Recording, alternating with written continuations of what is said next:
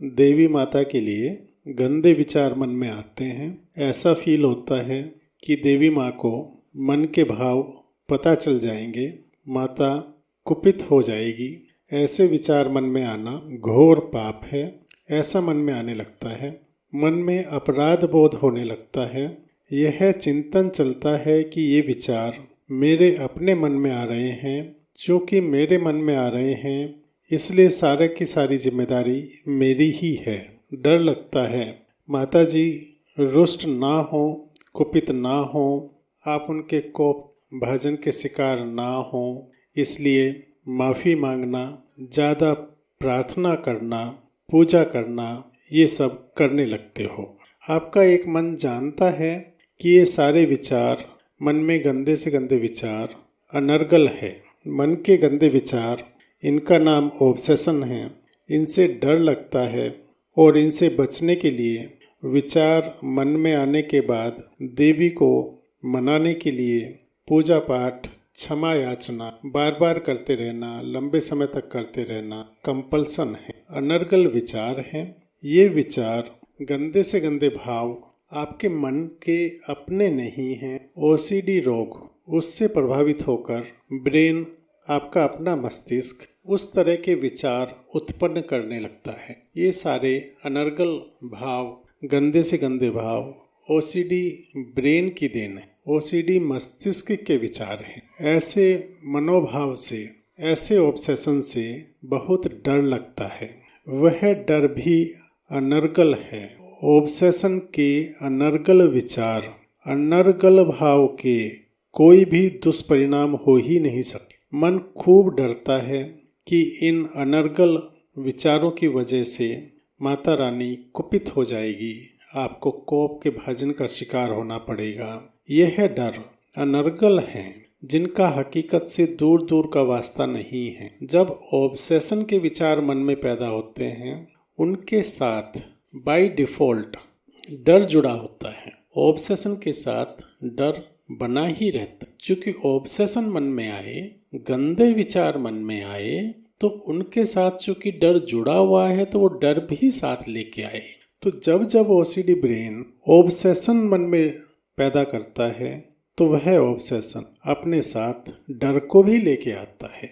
यदि डर ना हो, केवल विचार हो, ऑब्सेशन वाले विचार मन में आ जाएं, उनके साथ डर जुड़ा हुआ ना हो, तो वह विचार मन में टिक नहीं पाएंगे। डर मन में उन गंदे विचारों को अटकने में, मन को परेशान करने, अपने विभिन्न रूप दिखाता है। यह बात कंफर्म समझने की है कि यह अनर्गल गंदे भाव, सारे विचार ओसीडी ब्रेन के हैं। इनके साथ जुड़ा हुआ डर मिथ्या है, अनर्गल है। इनका कोई दुष्परिणाम होना ही नहीं है। चूँकि आप दुष्परिणाम में विश्वास करते हो, आप उन डर को सत्य मानते हो, इसलिए वह आपके ऊपर हावी हो जाते हैं। आपका अपना मन अनर्गल डर को, उसमें दिखने वाले दुष्परिणाम को सत्य मान के चलता है, और ये असत्य डर को, मिथ्या डर को सत्य मानना, सत्य समझ बैठना बहुत बड़ी गलती है। इस गलती को ठीक करना होगा। जब आप इस गलती को ठीक कर लोगे, आपके ठीक होने का रास्ता खुलने लगेगा। मन में ऑब्सेशन के गंदे से गंदे, गंदे से गंदे अनर्गल विचार आए, अनर्गल भाव आए, जब अपने साथ डर को लेके आए तो आपको डर लगना स्वाभाविक है। जब वो डर लेके आते हैं तो आप ये मत सोचिए कि आपको डर नहीं लगेगा, डर आपके मन में पैदा होगा। आपको यह समझना है कि ये सारा का सारा डर मिथ्या है। सारा डर, उसके दुष्परिणाम सब झूठे हैं, मन में दिख रहे हैं, मन की आंखों में लग रहे हैं, दिख रहे हैं। डर और डर के दुष्परिणाम, ये सारा का सारा केवल आपके मन में चल रहा है, आपके मानस पटल पे चल रहा, हकीकत में नहीं है। और जब आपके मानस पटल पे वो दुष्परिणाम चित्रण करते हैं, आप उनको सत्य मान बैठते हो, असत्य को सत्य मान। जब आप असत्य को सत्य मानते हो तो यहीं से आपका बिहेवियर, आपका जीवन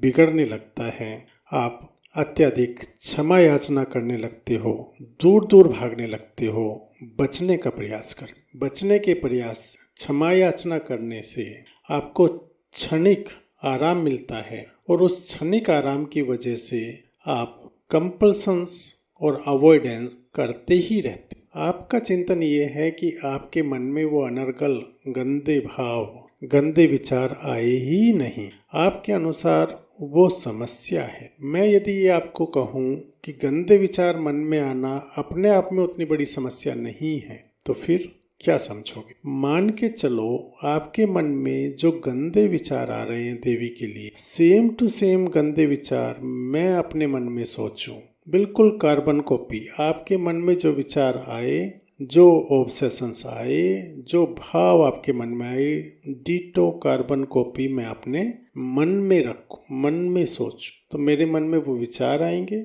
चूंकि उन विचारों के साथ में डर जुड़ा हुआ है, डर मिश्रित है, तो वो डर भी मेरे मन में आएगा। और जैसे ही वो डर मेरे मन में आएगा तो मैं यह समझूंगा कि ये मिथ्या डर है।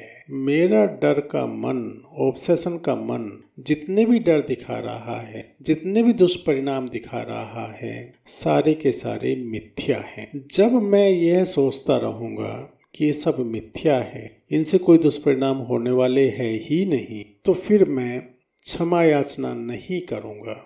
मुझे क्षमा याचना करने की आवश्यकता ही नहीं, ना ही मुझे इनसे बचने की जरूरत है। तो आपके अंदर मेरे अंदर क्या फर्क हुआ समझ के देखिए।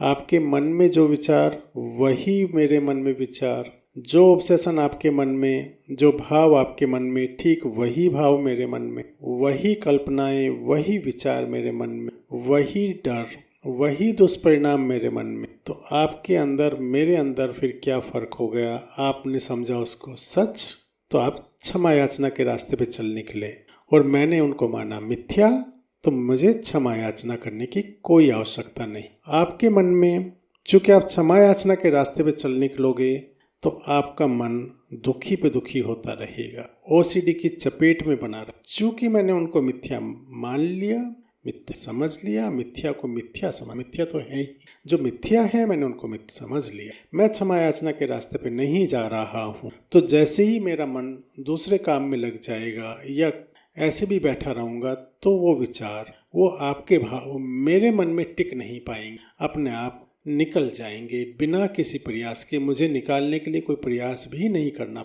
तो फिर समस्या क्या हुई? विचार यदि समस्या है तो वो समस्या मेरे साथ भी होनी चाहिए। यदि वो डर समस्या है तो डर तो मेरे मन में भी आया, वो समस्या मुझे भी होनी चाहिए। ना विचार समस्या हुए, ना डर समस्या हुई। समस्या तो हुई कि आपने उन दुष्परिणामों को, उन डर को सच माना और क्षमा याचना के रास्ते मैंने मिथ्या माना, मैं यही बना रहा। तो समस्या कहाँ हुई? डर को सच मानना और क्षमा याचना के रास्ते पे निकलना। तो जो समस्या है उसी को तो ठीक करोगे।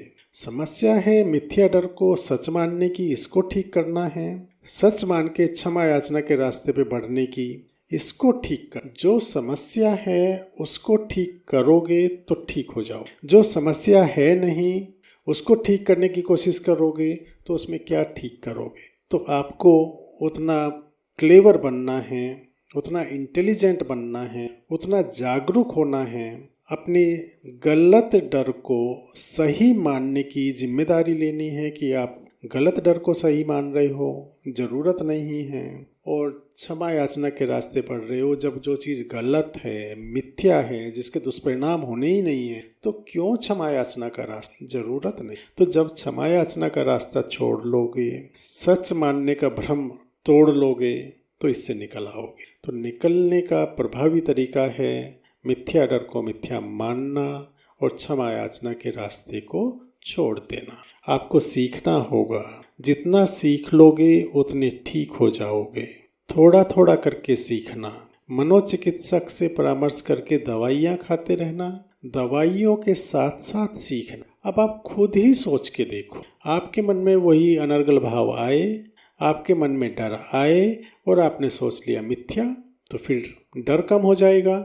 और जब मिथ्या है तो किस बात की क्षमा याचना? कोई क्षमा याचना नहीं, और समझोगे कि ये केवल और केवल ब्रेन के ओसीडी के भाव है, आपके अपने भाव नहीं हैं। ओसीडी बीमारी के भाव है, उसी बीमारी की देन है। आप अपनी समझ को अच्छा करिए, पुख्ता कीजिए, निकलने के रास्ते निकाल, आपको अवश्य सफलता मिलेगी। आप आत्मचिंतन से सही रास्ता निकाल पाओ, सही समझ बना पाओ, इसी कामना के साथ अभी के लिए बस इतना ही। आपका जीवन मंगलमय हो, सुखमय हो। धन्यवाद।